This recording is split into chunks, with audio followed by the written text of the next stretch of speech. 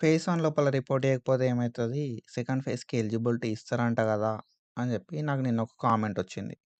And కొంతమంది జెన్యూన్‌గా అడిగిర్రు గూడా. అన్న రిపోర్టింగ్ చేయకపోయినా కూడా సెకండ్ ఫేజ్‌కి ఎలిజిబిలిటీ ఇచ్చిర్రంట గదా! బీఎస్సీ నర్సింగ్ వాళ్ళకి. ఇస్తారంట గదా!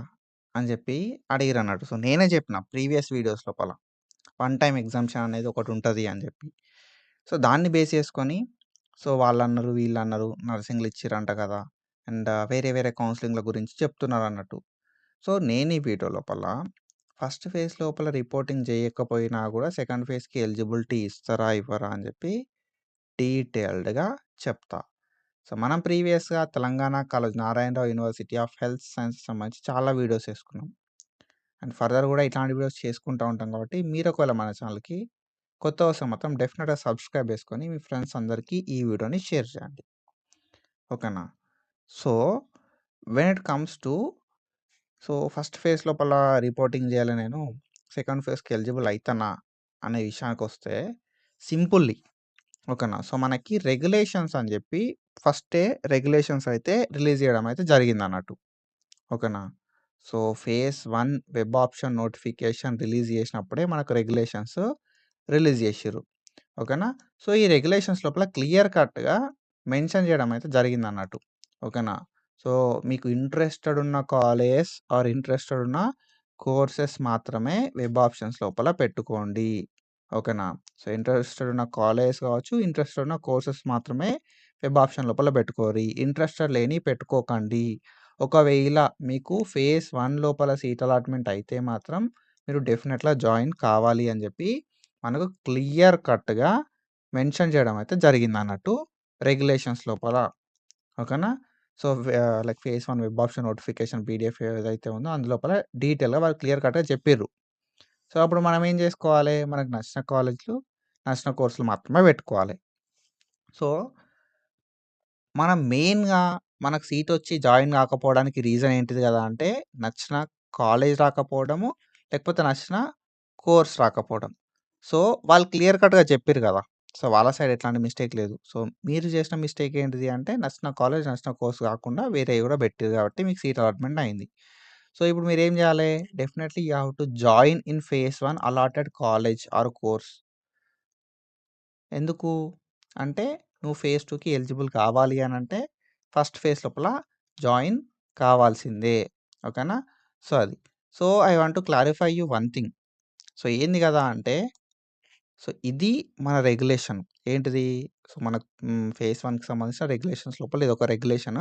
So, candidates are informed that they have to exercise options to the courses and colleges.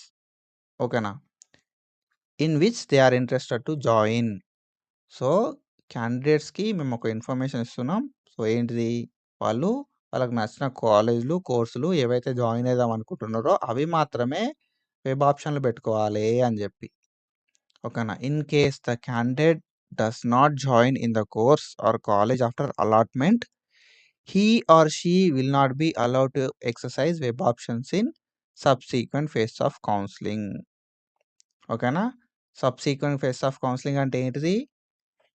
Next phase of కౌన్సెలింగ్‌లు ఏవైతే ఉన్నాయో, అలాట్‌మెంట్ అయిన తర్వాత నువ్వు జాయిన్ కాకపోతే, హి ఆర్ షీ ఆయనే ఆర్ ఆమె నెక్స్ట్ ఫర్దర్ ఫేజెస్ లోపల, సబ్‌సీక్వెంట్ ఫేజెస్ లోపల వెబ్ ఆప్షన్స్ పెట్టుకోవడానికి ఎలిజిబుల్ కాదు. అలో కాదు అని చెప్పి క్లియర్ కట్‌గా మెన్షన్ చేషిర్రు. ఓకేనా? సో, మీకు అర్థమైంది అనే అనుకుంటున్నా నేను.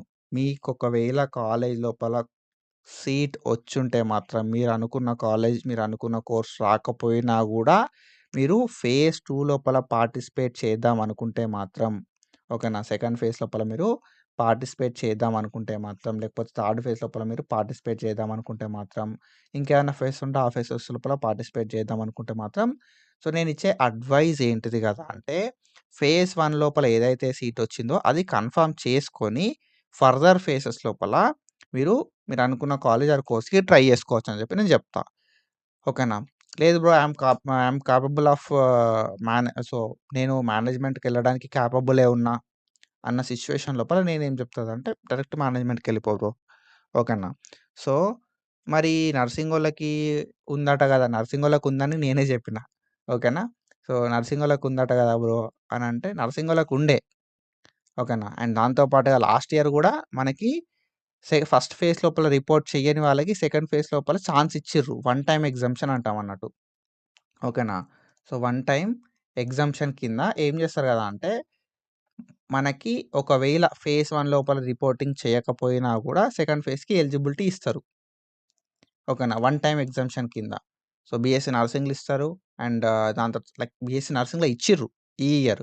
సో, లాస్ట్ ఇయర్ మనకు ఏహెచ్ఎస్ లోపల ఇచ్చిర్రు. లాస్ట్ ఇయర్ బీఎస్సీ నర్సింగ్‌లో ఇచ్చిర్రు. కానీ వన్ టైమ్ ఎగ్జామ్షన్ అనేది ఉంటదా? ఉండదా? తెలవది. మనకు ఆల్రెడీ ఉన్న రెగ్యులేషన్స్ మనం యూజ్ చేసుకోవాలి. ఓకేనా. సో, ఉన్న రెగ్యులేషన్స్‌ని ఫాలో కావాలి మనం. ఓకేనా. లేని దాని గురించి ఆలోచించొద్దు. మరి వన్ టైమ్ ఎగ్జామ్షన్ ఉందా? లేదా? అని చెప్పి ఎప్పుడు తెలుస్తది బ్రో అనంటే, వన్ టైమ్ ఎగ్జామ్షన్ ఉందా? లేదా? అని చెప్పి ఫేజ్ 2కి సంబంధించిన వెబ్ ఆప్షన్ నోటిఫికేషన్ రిలీజ్ అయితది కదా! ఈ ఫేజ్ 2కి సంబంధించిన వెబ్ ఆప్షన్ నోటిఫికేషన్ రిలీజ్ అయినప్పుడు వన్ టైమ్ ఎగ్జామ్షన్ కింద ఒకవేళ ఫేజ్ 1 లోపల ఎవరన్నా అన్‌ఎక్స్‌పెక్టెడ్ సిట్యుయేషన్స్ వల్ల రిపోర్టింగ్ చేయకపోయినా కూడా సెకండ్ ఫేజ్‌కి ఎలిజిబులే అని చెప్పి మనోళ్ళు ఏం చేస్తారు కదా! అంటే సెకండ్ ఫేజ్ లోపల ఎలిజిబిలిటీ ఇస్తారన్నట్టు వన్ టైమ్ ఎగ్జామ్షన్ కింద. కానీ వన్ టైమ్ ఎగ్జామ్షన్ ఉంటదా? ఉండదా? అని చెప్పి తెలవాలంటే సెకండ్ ఫేజ్‌కి సంబంధించిన నోటిఫికేషన్ అనేది రావాలి. కాబట్టి try at your own risk. ఓకేనా. మీరొకవేళ వన్ టైమ్ ఎగ్జామ్షన్ కోసం చూద్దాం అనుకుంటే మాత్రం ఇట్స్ అప్ టు యూ. అది మీ ఓన్ రిస్క్ మీద మీరు డెసిషన్ తీసుకోర్రి. నీకు మేనేజ్‌మెంట్ ఆప్షన్ లేదు. So, do or die situation. పక్కా అంటే రాని దాని గురించి ఆలోచించే అంత సిట్యుయేషన్‌లో నువ్వు లేకపోతే మాత్రం my sincere advice to join in phase 1 college. ఓకేనా. తర్వాత ఫేజ్ 2కి, ఫేజ్ 3కి ట్రై చెయి. ఒకవేళ నీకు సెకండ్ ఫేజ్‌ల జాయిన్ గాకపోయినా సెకండ్ ఫేజ్‌ల ఒకవేళ వన్ టైమ్ ఎగ్జామ్షన్ ఉంటే నీకు నచ్చిన కాలేజ్ కోర్స్ కోసం వెబ్ ఆప్షన్ పెట్టుకుంటావు గదా! ఓకేనా.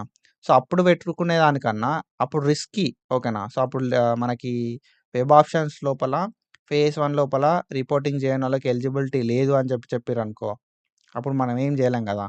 కాబట్టి రిపోర్టింగ్ చేస్తే బెస్ట్. లేని దాని గురించి ఆలోచించకుర్రి. రిపోర్టింగ్ చేస్తేనే మీరు సేఫ్ సైడ్ లోపల ఉంటారు. Reporting is mandatory. మనకున్న రెగ్యులేషన్స్‌ని మనం ఫాలో గావాలి. లేని రెగ్యులేషన్ గురించి ఆలోచించొద్దు. మనకు ఎక్కువ అప్లికేషన్స్ వచ్చినాయి. ఒకవేళ ఓకేనా. ఎక్కువ అప్లికేషన్స్ వచ్చినాయి. 8,000 అప్లికేషన్స్ వచ్చినాయి. ఒకవేళ వాళ్ళు 8,000 అప్లికేషన్స్ ఉన్నాయి గదా! అని జెప్పి వన్ టైమ్ ఎగ్జామ్షన్ ఇయ్యలే అనుకో, ఏం జేస్తావు? ఇప్పుడు ఏ అప్లికేషన్‌లు గూడా లెవ్వు. కాబట్టి it's better like to join in the allotted college. ఓకేనా. సో, ఫేజ్ 1లో వచ్చిన దాంట్లో జాయిన్ అయితే బెస్ట్ అని నా ఒపీనియను. సో, లేని దాని గురించి ఆలోచించకుర్రి అని చెప్పి నేను చెప్తా. ఓకేనా. సో, పక్కాగా ఫేజ్ 1 లోపల జాయిన్ అవ్వాలి. According to phase 1 regulations. Join గాకపోతే ఫేజ్ 2కి ఎలిజిబుల్ గావు. అండ్ ఫేజ్ 3కి ఎలిజిబుల్ గావు. ఇంక ఏ ఫేజెస్ ఉన్నా ఆ ఫేజెస్ కూడా ఎలిజిబుల్ కావు. సో, ఇది ఇన్ఫర్మేషను. అండ్ మనం తొందరగా ఒక 100,000 కొట్టాలని చెప్పి నేనైతే అనుకుంటున్నా. సో, పాసిబుల్ కావాలి అంటే మీరు నాకు సపోర్ట్ జేయాలి. సో, బిఫోర్ 2026 మనం 100,000 కొట్టాలి. సో, మీ ఫ్రెండ్స్‌కి, ఫ్యామిలీకి, మీ జూనియర్స్‌కి అందరికీ మన వీడియోని షేర్ చేసి సబ్స్క్రైబ్ చేసుకోమని చెప్పుర్రి. సో, అది and do follow us for more content. Thank you so much. Signing of.